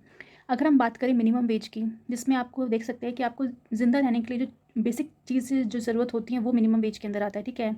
जैसे कि आपका जो है फूड हो गया, शेल्टर हो गया, क्लोथिंग हो गया, तो ये सारी चीज़ें क्या होती हैं, बेयर नीड्स होती हैं, ठीक है। तो यानी जैसे कि हमने बात की थी, गवर्नमेंट ने कुछ ऐसी पॉलिसीज़ लाई जहाँ पे मिनिमम वेज फिक्स कर दी गया कि इससे नीचे नहीं मिलना चाहिए, बिकॉज वो सारी चीज़ें क्या कवर करती हैं कि उतना पैसे में आपका खाना पीना हो जाएगा, आपका शेल्टर का हो जाएगा, आपका क्लोथिंग का हो जाएगा। बट क्योंकि यहाँ पे एक लिविंग वेज को सिक्योर करने की बात की, यानी जो बेयर नेसेसिटीज़ है वो तो है ही, बट इसके अलावा हर एक पर्सन को एक एजुकेशन के लिए खर्चा, हेल्थ के लिए, इंश्योरेंस के लिए, ये सारी चीज़ें जो है उस लिविंग वेज के अंदर आनी चाहिए। मतलब इतना पैसा तो कम से कम उस पर्सन को मिले कि वो जो अपनी नेसेसिटी चीज़ें हैं वो तो पूरा करे, पर साथ साथ अपने बच्चों को एजुकेशन भी दे सके, हेल्थ भी प्रोवाइड कर सके, इंश्योरेंस भी दे सके। उतनी तनख्वाह जो है एक पर्सन की होनी चाहिए, ठीक है। A fair wage is mean between living wage and minimum wage. अब जो फेयर वेज है बेसिकली लिविंग वेज और मिनिमम वेज के बीच में आती है, ठीक है। तो इसका मेन टारगेट यही था कि आज के डेट में हम देखते हैं, पहले के टाइम पे आप देखोगे कि महंगाई इतनी नहीं थी, ठीक है। आप 100 रुपये का नोट भी काफ़ी ज़्यादा इंपॉर्टेंट लगता था, 500 के बराबर था, बट आज उस 100 की कोई कीमत नहीं है, बिकॉज आजकल लिविंग स्टैंडर्ड जो है सबका बहुत हाई हो गया है, ठीक है। पहले लोग जो थे सिर्फ वेजिटेबल्स में मतलब अपने आप को सस्टेन कर पाते थे, बट आप देख सकते हो आजकल वेजिटेबल्स के अलावा फ्रूट्स लोग लेना पसंद करते हैं। तो क्यों ये सब हो पाया, बिकॉज कहीं ना कहीं लोगों ने अपना जो स्टैंडर्ड ऑफ लिविंग है उसको इंक्रीज़ किया है। और वो स्टैंडर्ड ऑफ लिविंग इंक्रीज़ कब हुई है, जब गवर्नमेंट ने जो है लोगों की तनख्वाह बढ़ाई है, ठीक है। तो आप देखते हो जब भी वेजेस से रिलेटेड जब भी गवर्नमेंट में जब भी तनख्वाह बढ़ाई जाती है, पे कमीशन आता है, तो हर टाइम पे आपको आपकी जो सैलरी उसमें इंक्रीमेंट देखने को मिलता है। तो ये जो इंक्रीमेंट मिलता है, तो कहीं ना कहीं ये चीज़ें कहाँ से बेसिकली मोटिवेट हो रही गवर्नमेंट, बिकॉज गवर्नमेंट को डीपीएसपी के थ्रू बोला गया है कि लिविंग वेज जो है आपको सिक्योर करनी है, और ताकि जो है हर एक पर्सन जो है अपनी लाइफ को अच्छे से जी सके, जो भी नेसेसिटीज़ चीज़ें हैं, एजुकेशन अच्छे से प्रोवाइड कर सके। तो ये सारी चीज़ें के ऊपर गवर्नमेंट जो है पर्टिकुलर पॉलिसी ला सकती है। अगर हम बात करें इंडिया के कंपैरिजन में जो भी डेवलप्ड कंट्री है, तो वहाँ पे डेवलप कंट्री में आप देखोगे उनका लिविंग ऑफ स्टैंडर्ड बहुत ज़्यादा हाई है हमसे। मतलब कम से कम लाखों में उनकी तनख्वाह होती है, जहाँ पे हम हज़ारों में बात करते हैं, वो एक महीने में लाखों में, कम से कम लाखों से कम तो उनकी सैलरी होती ही नहीं है। बिकॉज क्योंकि उस कंट्री ने इतना ज़्यादा डेवलप्ड कर लिया है कि वो हर एक पर्सन को उस लिविंग स्टैंडर्ड के अकॉर्डिंग जो है उतनी सैलरी दे सकती है, ठीक है। तो इंडिया को ऐसा नहीं है कि इंडिया कोशिश नहीं कर रहा। हम देखते हैं कि किस तरीके से लोगों की जो है आजकल एम्प्लॉय मतलब कितनी तनख्वाह जो है उसमें आपको इंक्रीमेंट देखने को मिलेगा। पहले लोग की सैलरी 30-35 हज़ार होती थी, तो वही अब बढ़ के 70-80 थाउजेंड हो गई है। तो ऐसा नहीं है, गवर्नमेंट ने कुछ किया नहीं है। तो हम देखते हैं जैसे जैसे ये टाइम बढ़ता है, महंगाई बढ़ती है, उसके साथ साथ लोगों की इनकम भी इंक्रीज़ होते हुए दिखती को मिलती है। और आजकल जहाँ पे पहले लोग बहुत सी कम चीज़ों में ज़िंदा रह पाते थे, बट आज हमने अपनी हैबिट्स में, अपने खाने पीने के स्टाइल में इतनी सारी चीज़ों को इंक्लूड कर दिया है। तो इससे यही पता चलता है कि हमारा जो लिविंग स्टैंडर्ड है कितना ज़्यादा इंप्रूव हुआ है, ठीक है। तो इसमें जो मेन रोल है किसने प्ले किया है, तो गवर्नमेंट ने प्ले किया है, ठीक है। नेक्स्ट आर्टिकल है आर्टिकल नंबर 43A, ठीक है। और इसको बेसिकली ऐड किया गया था 42nd कॉन्स्टिट्यूशन अमेंडमेंट एक्ट 1976 के तहत, ठीक है। इसमें बोला गया है कि गवर्नमेंट को सिक्योर करना है कि पार्टिसिपेशन जो वर्कर्स का होना चाहिए in the management of industries, यानी जितनी भी इंडस्ट्रीज़ होती हैं उसमें जो मैनेजमेंट का काम है वहाँ पे कुछ ना कुछ पार्टिसिपेशन वर्कर्स का भी होना चाहिए। नहीं सिर्फ वर्कर्स को सिर्फ काम करने के लिए आपने रखा है, अगर मान लो कुछ भी ऐसी चीज़ें मैनेज करना है, इंडस्ट्रीज़ को कैसे करना है, तो वहाँ पर वर्कर्स का भी पार्टिसिपेशन बहुत इंपॉर्टेंट रोल प्ले करता है, ठीक है। नेक्स्ट हम बात करते हैं 47 की। 47 आर्टिकल 47 बेसिकली बात करता है कि हमें रेज करना the level of nutrition and standard of living people to improve the public health. यानी कि ऐसे लोग, ठीक है, जिनका न्यूट्रिशन लेवल बहुत कम है, ठीक है, जो अपनी जो भी खाना वो खाते हैं उतना न्यूट्रिशन वो नहीं ले पाते हैं। उनके खाने में आप देख सकते हो नॉर्मल रोटी सब्जी भी बहुत मुश्किल से होती है, या फिर दाल चावल भी बहुत मुश्किल से होता है, ठीक है। अगर आप अच्छी फैमिली में हो, आपकी अपब्रिंगिंग अच्छे से हुई है, तो आपको एक प्रॉपर न्यूट्रिशन जो थाली जिसे कहते हैं वहाँ पे हर एक चीज़ होना चाहिए, चाहे वो रोटी हो, सब्जी हो, दाल हो, राइस हो, सैलेड हो, ठीक है। तो ये सारी चीज़ें आपका न्यूट्रिशन का पार्ट है। बट आप देख सकते हैं कि बहुत से ऐसे लोग गरीब हैं जो उनको एक प्रॉपर न्यूट्रिशन भी नहीं मिल पाता, ठीक है। उसके लिए आपने देखा होगा गवर्नमेंट ने काफ़ी ज़्यादा काम किया है, फोर्टिफिकेशन किया है राइस का, जहाँ पे वो जो नॉर्मल राइस है, जहाँ पे उस नॉर्मल राइस के अंदर आपको प्रॉपर न्यूट्रिएंट्स नहीं देखने को मिलेंगे, तो गवर्नमेंट क्या करती है, उस राइस का फोर्टिफिकेशन करके उसमें वो चीज़ें न्यूट्रिएंट्स ऐड कर देती है, जैसे आयरन हो गया, मैग्नीशियम, ये सारी चीज़ें वो ऐड कर देती हैं, बिकॉज कहीं ना कहीं से वो न्यूट्रिशन तो मिलना ही चाहिए उन लोगों को।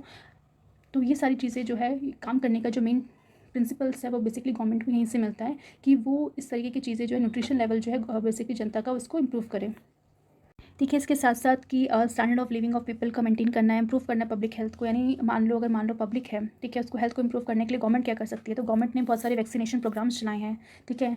तो आप उस वैक्सीनेशन को यूनिवर्सल वैक्सीनेशन के अंदर डाल दिया, जहाँ पे हर एक पर्सन को उस पर्टिकुलर टीके को लेना ही पड़ेगा, ठीक है, ताकि उसको वो बीमारी ना हो, ठीक है। तो ये सारी चीज़ें जो है गवर्नमेंट प्रोवाइड करे, बिकॉज वो सारे रिसोर्सेज जो है गवर्नमेंट के पास हैं, ठीक है।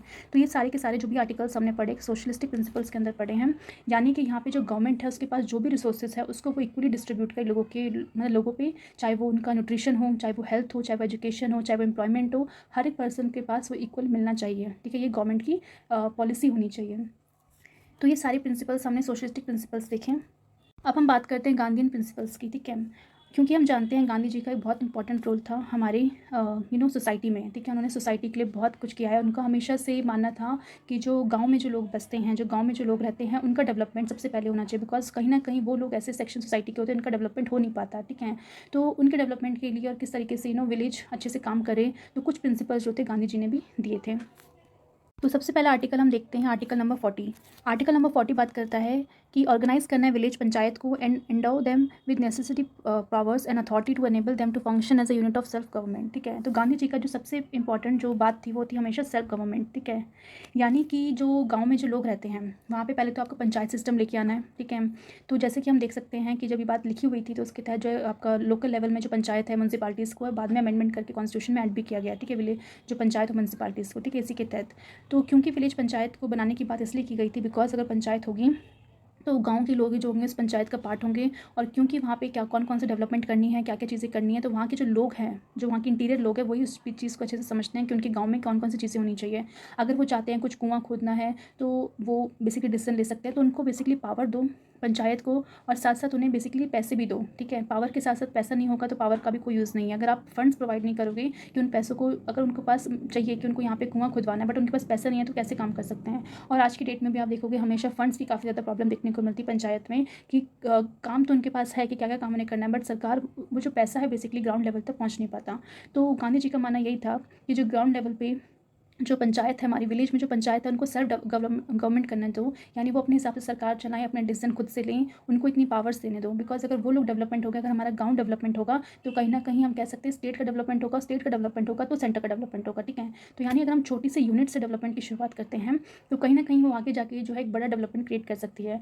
क्योंकि हम देख सकते हैं जब हमारा पहले प्लानिंग कमीशन होता था वो हमेशा टॉप टू बॉटम अप्रोच को फॉलो करता था। यानी कि गवर्नमेंट यानी जो सरकारें हैं, यानी जो पार्लियामेंट में बैठने वाले लोग हैं, वो बेसिकली डिसाइड करते थे गांव में क्या चीज़ें होनी चाहिए, कि गांव में सड़कें बनवाएं या ना बनवाएं, गांव में कुआं खुदवाएं या खुदवाएं, या फिर रेलवे लाइन वहाँ तक पहुँचनी चाहिए नहीं। तो बेसिकली सेंटर में बैठने वाले, जो पार्लियामेंट में जो बैठने वाले जो एमपीज़ होते थे, वो बेसिकली डिसाइड करते थे कि गांव में किस तरीके का डेवलपमेंट होगा, ठीक है। और फिर वो डेवलपमेंट डिसाइड करने के बाद वो पैसा जो है फिर स्टेट गवर्नमेंट के पास जाएगा, फिर स्टेट गवर्नमेंट से आप देख सकते हो नीचे विलेज तक पहुँचेगा। तो कहीं ना कहीं हम देख सकते हो क्योंकि इतना करप्शन है, जो पैसा अगर 10 रुपये भी दे रहे हैं तो पहुँचते पहुँचते वो 1 रुपये जो है विलेज में पहुँच पाता था। तो 1 रुपये से क्या डेवलपमेंट होगा। तो वो कहने वाली बात ये है कि इस तरह की चीज़ें जो थी वो बिल्कुल भी सक्सेसफुल नहीं थी। इसलिए जो है गवर्नमेंट जो नीति आयोग को लेके आया, जिसने हमेशा बॉटम टू टॉप अप्रोच की बात की है। यानी कि यहाँ पे नीति आयोग का मेन टारगेट ये था कि जो विलेज में रहने वाले जो लोग हैं, जो पंचायत में रहने वाले लोग हैं, वो बेसिकली खुद से डिसाइड करें कि उनके गाँव में किस किन चीज़ों की कमी है, क्या क्या चीज़ें वो चाहते हैं कि वहाँ पे होना चाहिए, ठीक है। चाहे वो एजुकेशन के लिए स्कूल खोलना हो या फिर कोई भी हॉस्पिटल खोलना हो, तो पार्लियामेंट में बैठने वाले लोग डिसाइड नहीं करेंगे। जो गांव में जो रहने वाले लोग हैं, जो पंचायत है, वो डिसाइड करेगी कि उन्हें गांव में किस तरीके की फैसिलिटी चाहिए, फिर उस हिसाब से उन्हें फिर पैसा दिया जाएगा ताकि वो डेवलपमेंट कर सकें। तो इस चीज़ का मोटिफिकेशन भी हम देख सकते हैं कहाँ से निकल के आया, गांधी प्रिंसिपल से निकल के आया। बिकॉज गांधी जी का मेन सबसे बड़ी जो आइडियोलॉजी थी वो यही थी कि जो बेसिकली जो विलेज है उसको आप ऑटोनॉमी दो ताकि वो अच्छे से ग्रो कर सकें। नेक्स्ट आर्टिकल है आर्टिकल नंबर 43, जो कि बात करता है कि गवर्नमेंट को प्रमोट करना है कॉटेज इंडस्ट्रीज़ को ऑन इंडिविजुअल और corporation basis in rural areas. यानी जितने भी रूरल एरियाज़ हैं, गांव के इलाके हैं, वहाँ पे ज़्यादातर कोशिश करनी चाहिए कॉटेज इंडस्ट्री जो है इस्टेब्लिश की जाए, ठीक है। जहाँ पे ऐसे छोटे मोटे काम हो, जहाँ पे चरखा चला के कुछ आपको बुनना हो, या फिर कुछ घड़ा बना के कुछ काम करना हो। मतलब ऐसे छोटी मोटी चीज़ें जो होती हैं जहाँ पे गाँव में एम्प्लॉयमेंट जनरेट कर सके, ताकि वहाँ के जो लोग हैं उनको एक लाइवलीहुड बेसिकली चलाने के लिए कुछ ना कुछ रोजगार मिल सके। तो वो चीज़ें जो है गवर्नमेंट को वहाँ पे बेसिकली खुलवानी चाहिए, ठीक है। तो ये बात गांधीयन जी की प्रिंसिपल से हमें देखने को मिलता है, ठीक है। नेक्स्ट है आर्टिकल 43B, जो कि बात करता है कि प्रमोट करना है वॉलंटरी फॉर्मेशन को, autonomous functioning, democratic control and professional management of cooperative societies. सबसे पहले हमें ध्यान रखना है कि इसको ऐड किया गया था 97th कॉन्स्टिट्यूशन अमेंडमेंट एक्ट 2011 के तहत।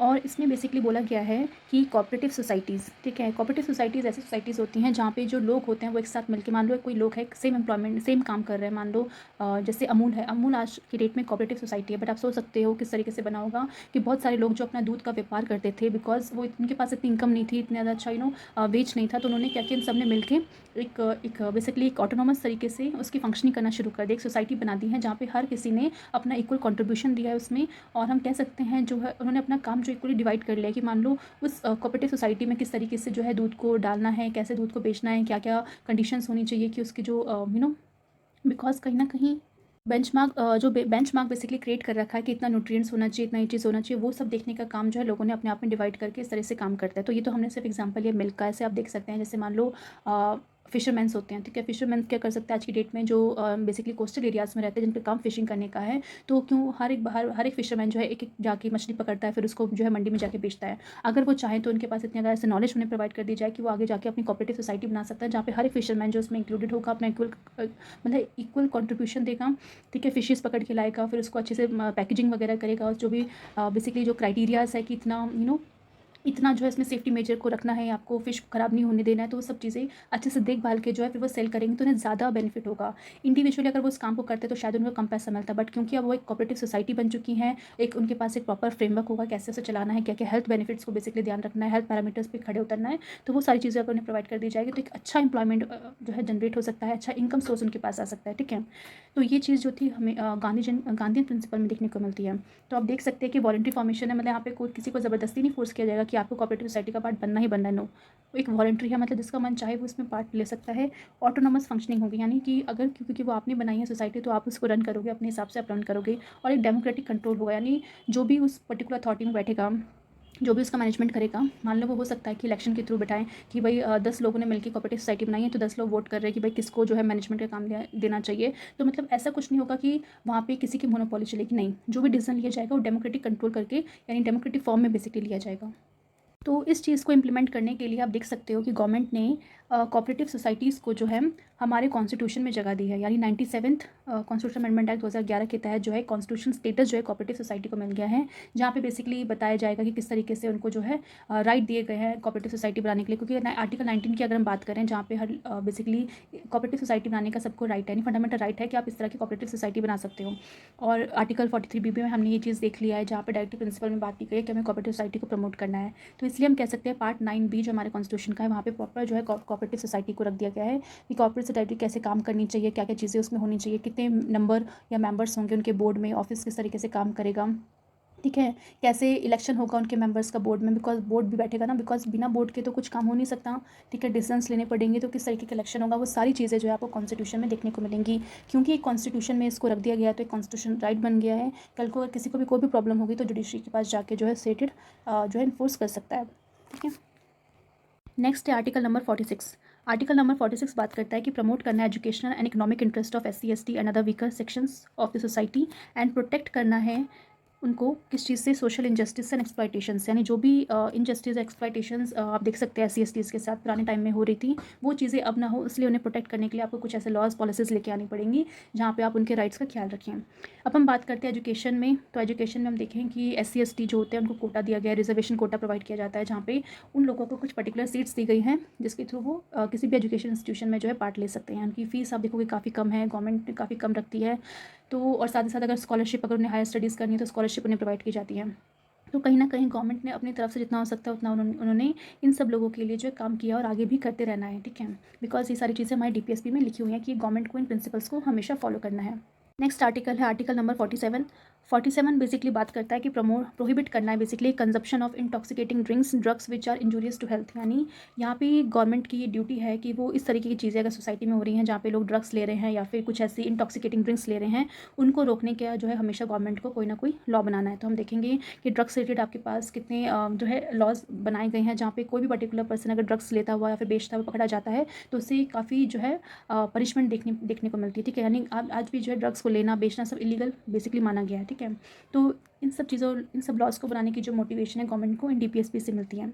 नेक्स्ट है आर्टिकल नंबर 48। आर्टिकल नंबर 48 बात करता है कि गवर्नमेंट को प्रोहिबिट करना है स्लॉटर ऑफ काउस, ठीक है। कि काउस जो है बेसिकली जो कि जो है काफ़ी इंपॉर्टेंट और पूजनीय माना जाता है हिंदू कल्चर में, तो उसका स्लॉटर नहीं होने देना है, ठीक है। बिकॉज गांधी जी एक बहुत ही अहम पर्सन थे जिन्होंने हमेशा विलेज में होने वाली जो भी चीज़ें हैं उन सबका उन्होंने ध्यान रखा है, और एनिमल्स के प्रति उनका लगाव बहुत ज़्यादा था। तो वो हमेशा से मानते हैं कि काउस का स्लॉटर नहीं होना चाहिए, बिकॉज वो हमारी माँ हैं और एक गॉड से वो अटैच्ड है, एंड क्योंकि वो एक इम्पॉर्टेंट बेसिकली एनिमल है तो उसको हमें बचा के रखना है, ठीक है। कोई भी पर्सन जो है इस बेसिस पे कि आपको कुछ परंपरा के चक्कर में या फिर बहुत से ऐसे लोग हैं जो गाउस को जो है बिना फालतू में जो स्लॉट कर देते हैं, तो वो चीज़ें नहीं होनी चाहिए, ठीक है। काउस हो गया के काफ्स हो गए हैं, इन सब का जो है स्लॉटर नहीं होना चाहिए। And other means basically draught cattle and to be improve their breeds. ठीक है। और साथ ही साथ कोशिश करनी है कि एक तो उनका स्लॉटर ना हो और उनकी जो ब्रीड है उसको इम्प्रूवमेंट होना चाहिए। यानी ऐसा नहीं होना चाहिए कि जो आजकल के गाँव को आप देखोगे कचरा वचरा खा लेती हैं, जिसकी वजह से उनकी खुद की हेल्थ तो नुकसान होती है, प्लस जो उनसे रिलेटेड जो भी उनके बच्चे हैं या फिर जो भी प्रोडक्ट फिर काऊ से बनाया जाता है वो कहीं ना कहीं वो सब चीज़ें जो है ह्यूमन्स को भी मतलब अफेक्ट करती हैं। तो वो सब चीज़ें नहीं होनी चाहिए और इसलिए काउस का भी हमें हमेशा ध्यान रखना चाहिए कि उनकी हेल्थ भी जो है काफ़ी ज़्यादा इंपॉर्टेंट है। यानी ह्यूमन्स की हेल्थ से हेल्थ के साथ साथ जो है काउस की भी हेल्थ को ध्यान में रखना जो है गवर्नमेंट की रिस्पॉन्सिबिलिटी बनती है। ये नहीं कि क्योंकि कि वो एक एनिमल है, कुछ बोलता नहीं है, उसको आप कैसे भी छोड़ दो, नहीं, उनका भी प्रॉपर केयर करना बहुत ज़रूरी है। सिर्फ इसलिए नहीं कि वो एक हिंदू का पार्ट है, यानी हिंदू कल्चर में काऊ को एक भगवान माना जाता है, सिर्फ इसलिए नहीं, हर एक एनिमल्स को आपको इक्वली ट्रीट करना है, उनकी प्रोटेक्शन करनी है, चाहे वो काऊ हो या डॉग हो, कोई भी क्यों एनिमल हो, उसको आप हार्म नहीं पहुंचा सकते। ठीक है। और अगर जितना हो कोशिश करना चाहिए कि जो एनिमल्स हैं उनको कोई नुकसान ना पहुंचा, बिकॉज मैन और एनिमल कन्फ्लिक्ट आपको हमेशा देखने को मिलता है, तो वो सब चीज़ें नहीं होनी चाहिए। इसके लिए गवर्नमेंट को कुछ ऐसे पॉलिसीज़ को बनाने की जो मोटिवेशन है यहीं से मिलती है। ठीक है। तो आपने देखे हैं बहुत सारे एनिमल्स के लिए कितने सारे प्रोटेक्शन राइट्स बनाए गए हैं ताकि उनको जो है पर्टिकुलर हैरेस मतलब कह सकते हैं कुछ नुकसान ना हो उसके। ठीक है। तो उसके लिए वो सब लॉज बनाए गए हैं। तो ये सारी चीज़ें हम देख सकते हैं गांधीयन प्रिंसिपल्स का पार्ट था। ठीक है। तो यहाँ पे हमने गांधीयन प्रिंसिपल्स को देख लिया है। अब जो हमारा टॉपिक बचा है लिबरल इंटेलेक्चुअल प्रिंसिपल्स को, जो कि थोड़ा सा लंबा है, एंड इसके बाद हम देखेंगे पर्टिकुलर अमेंडमेंट में कौन सी चीज़ें ऐड की गई थी। तो ये सब हम नेक्स्ट वीडियो में कवर करेंगे। ठीक है। सो आज के लिए इतना ही है, एंड आई होप आपको ये टॉपिक अच्छे से समझ में आया होगा जितना हो सका, बिकॉज ये सारी चीज़ें फैक्चुअल है। आपको बस इसमें ये याद रखनी, क्वेश्चन बेसिकली इसी फॉर्म में आ सकता है कि कौन कौन सी चीज़ें गांधीयन प्रिंसिपल के अंदर थी या कौन से आर्टिकल में कौन सी चीज़ रखी हुई है, तो आपको उस बेसिस पे इसको याद रखने की कोशिश करनी है। ठीक है। फिर भी अगर कोई भी डाउट हो तो आप कमेंट बॉक्स में लिखिएगा। अगर इससे फिर PDF चाहिए तो आप IQ टैब में टेलीग्राम में जो IQ टैब ऑफिशियल है वहाँ पे जाके आप ज्वाइन कीजिए, PDF लीजिएगा और ज़्यादा से ज़्यादा शेयर कीजिए लोगों से ज़्यादा, एंड कमेंट करिए। अगर आपने सब्सक्राइब नहीं किया है तो सब्सक्राइब भी करना। Thanks for watching.